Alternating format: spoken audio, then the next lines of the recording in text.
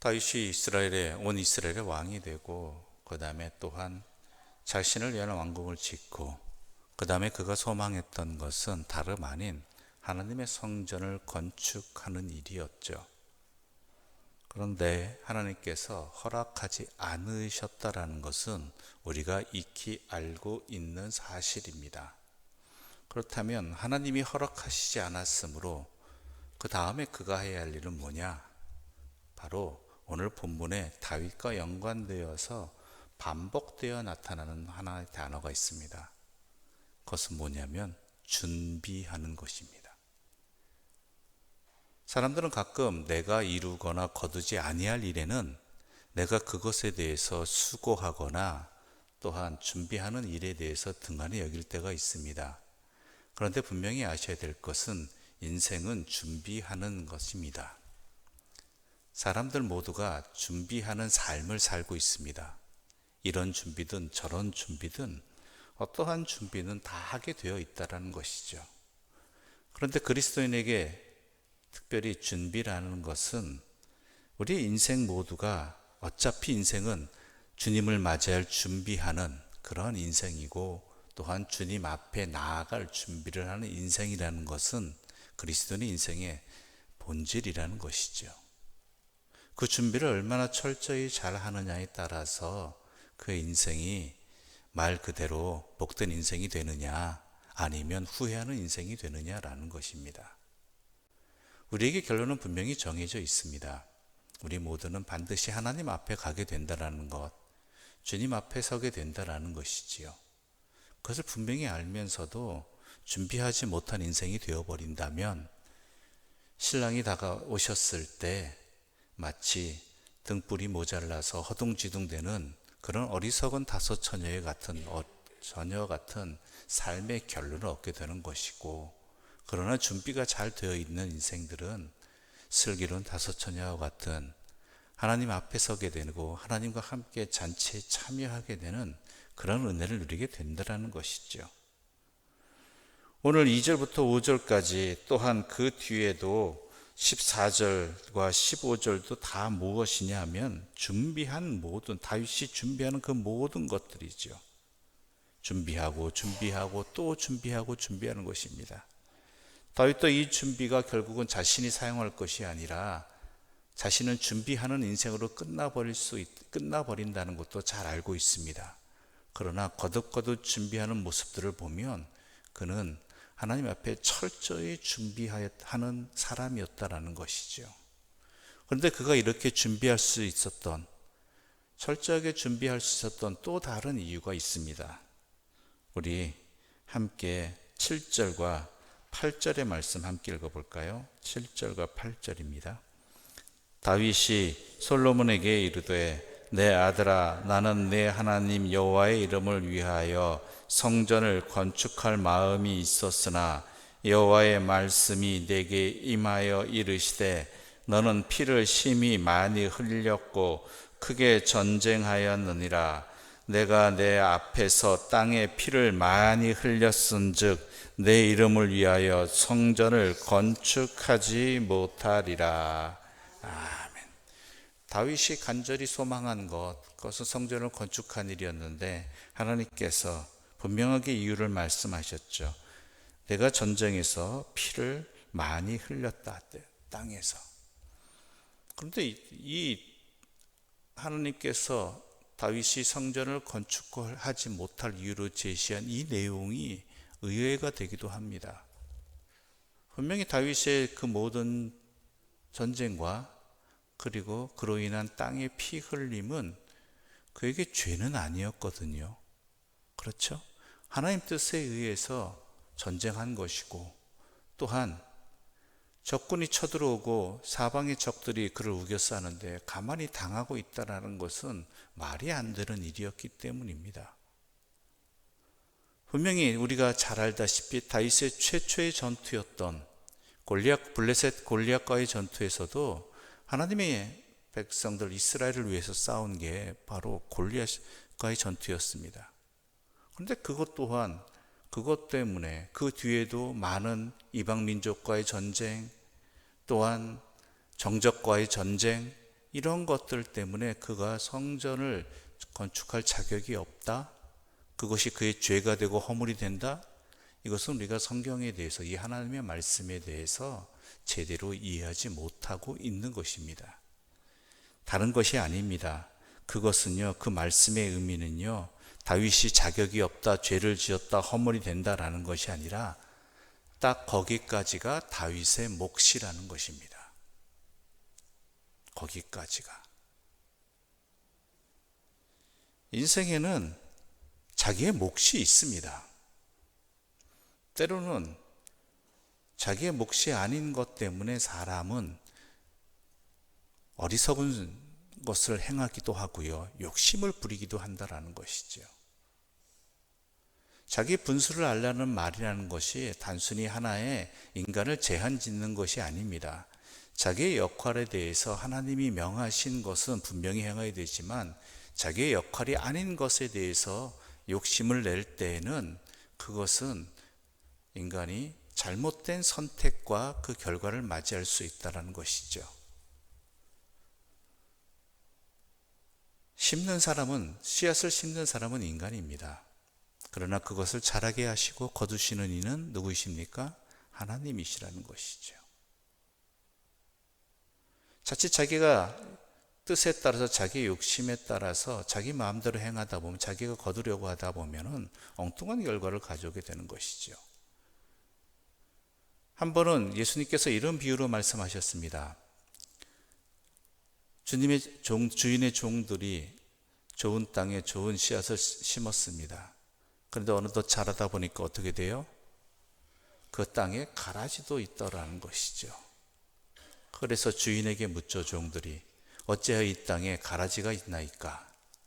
우리는 분명히 좋은 씨앗을 심었는데. 그럴 때 예수님이 뭐라고 그러셨죠? 이것은 원수가 심은 것이다. 그러면 이 가라지를 뽑으리까? 그러더니 뭐라고 그러십니까? 주인이 냅둬라. 추수 때가 되면 거두어서 분별할 것이다. 누가 분별하셔요? 추수꾼이. 왜 그러지 말라고 하십니까? 자칫 잘못해서 제대로 자라고 익는 성한 올바른 것까지도 상처 입힐까라는 것입니다. 여러분, 이것은 나의 일을 하지 말라는 것이 아닙니다. 자기에게 맡겨진 역할들을 분명히 알고 그 역할에 대해서, 자기의 역할과 목에 대해서 충실해야 될 것이고, 자기가 할 수 없는 것, 또한 자기가 모든 것을 할 수 없다는 것을 제대로 알고 저마다 자기의 몫을 알고 자기의 역할과 목에 충실하라는 그런 의미가 있다는 것이죠. 다윗도 말린 이유가 바로 이것입니다. 내가 땅에 많이 피를 냈으면 그것이 너의 죄와 허물이 된다, 그런 의미라기보다는 너는 전쟁의 역할과 또한 그것을 정복하고 다스리는 역할이고, 성전을 건축하는 일은 누구에게? 그의 아들에게 하나님께서 맡기셨다라는 것이죠. 하나님께서 맡겨주신 역할이라는 것입니다. 그래서 다윗은 시편 131편 1절에서 이렇게 고백합니다. 여호와여, 내 마음이 교만하지 아니하고 내 눈이 오만하지 아니하오며 내가 큰 일과 감당하지 못할 놀라운 일을 하려고 힘쓰지 아니하나이다. 그렇죠? 힘 안 쓴다는 얘기 아닙니다. 내가 해야 될 일들은 겸손하게 힘쓰고 애쓰고 정성을 다하겠지만 내 마음이 교만하지 않고 오만하지 아니하여서 하나님이 명하시지 않은, 또한 내 역할이 아닌 내가 큰 일과 감당하지 못할 그 놀라운 일들을 하려고 헛되이 욕심을 부리지 않겠습니다 라고 말하고 있는 것입니다. 이것이 다윗의 모습이고 다윗의 신앙의 모습이고 우리가 본받아야 할 모습입니다. 우리 인생은 준비하는 인생이 되어야 되고요, 그 준비의 또한 원동력은 하나님께서 나에게 맡겨주신 역할에 대해서, 그렇지만 나에게 주어진 역할과 또한 그 사명에 대해서는 겸손히 감당하되, 그것을 벗어나서 내가 허락되지 않은 것들을 이루려고 하거나, 아니면 교만이 보고 내가 거둔 것, 내가 수고한 것은 내가 거둬야 된다라는 그러한 삶을 살다 보면은 시험에 빠지게 되거나, 아니면은 그것으로 인해서 헛된 결말을 맞이할 수도 있다라는 것입니다. 가끔 우리가 시험 드는 경우가 바로 이것입니다. 우리가 주의 말씀을 전하고 또한 복음을 전파하는 그러한 전도의 사명과 선교의 사명도 감당할 때가 많이 있습니다. 그럴 때 안타까운 것 중에 하나가 뭐냐면 내가 전한 것이 뿌린 씨앗의 그 열매를 내가 거두려고 한다라는 것이죠.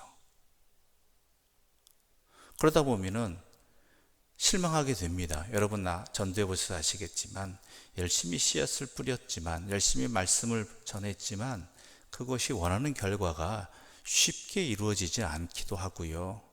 또한 내가 원하는 대로 결과를 맺지 않을 때가 많이 있다는 것이죠.